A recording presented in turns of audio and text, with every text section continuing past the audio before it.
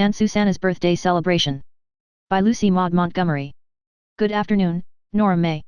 I'm real glad to see you. I've been watching you coming down the hill and I hoping you'd turn in at our gate. Going to visit with me this afternoon? That's good. I'm feeling so happy and delighted and I've been hankering for someone to tell it all to. Tell you about it. Well, I guess I might as well. It ain't any breach of confidence.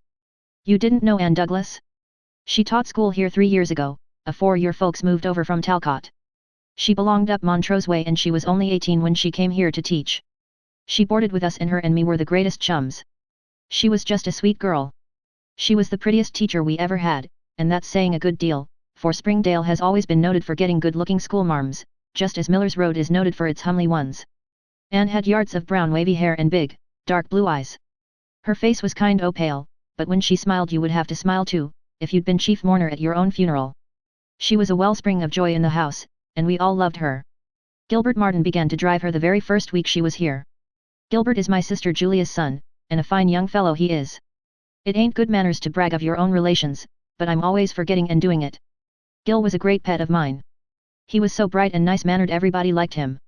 Him and Anne were a fine-looking couple, Nora May. Not but what they had their shortcomings.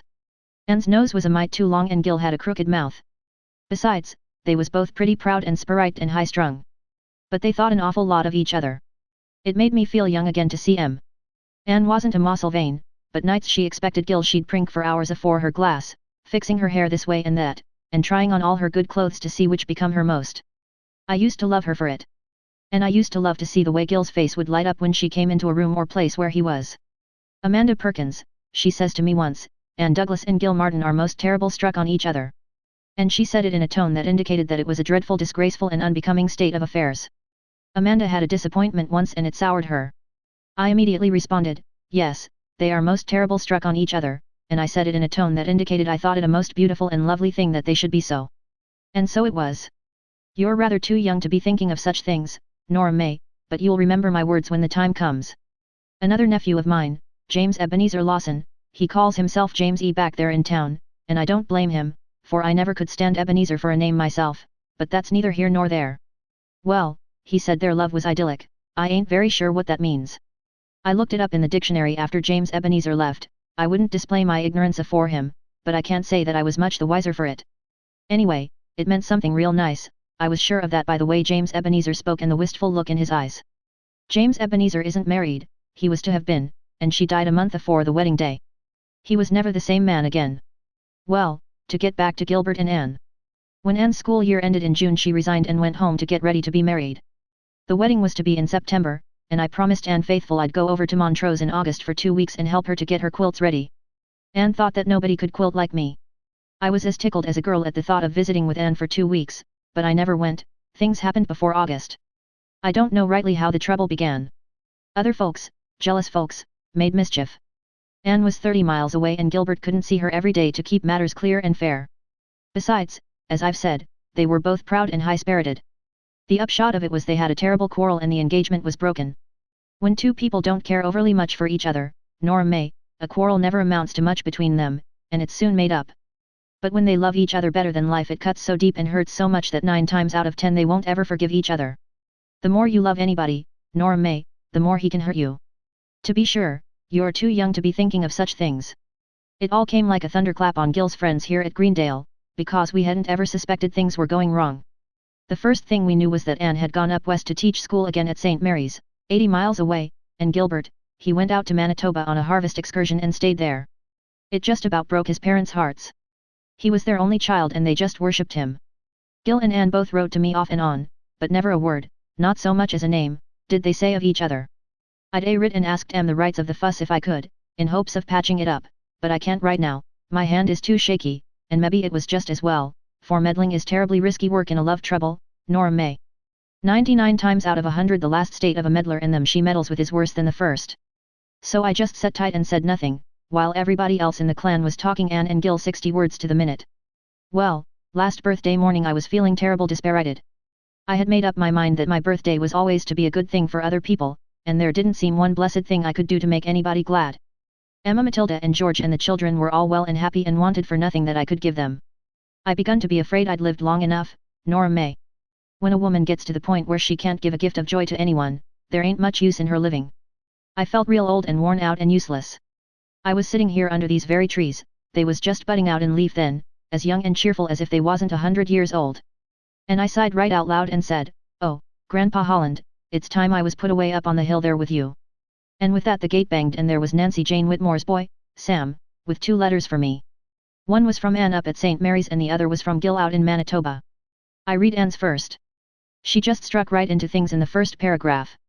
She said her year at St. Mary's was nearly up, and when it was she meant to quit teaching and go away to New York and learn to be a trained nurse. She said she was just broken-hearted about Gilbert, and would always love him to the day of her death. But she knew he didn't care anything more about her after the way he had acted, and there was nothing left for her in life but to do something for other people, and so on, for 12 mortal pages. Anne is a fine writer, and I just cried like a babe over that letter. It was so touching. Although I was enjoying myself hugely all the time, I was so delighted to find out that Anne loved Gilbert still.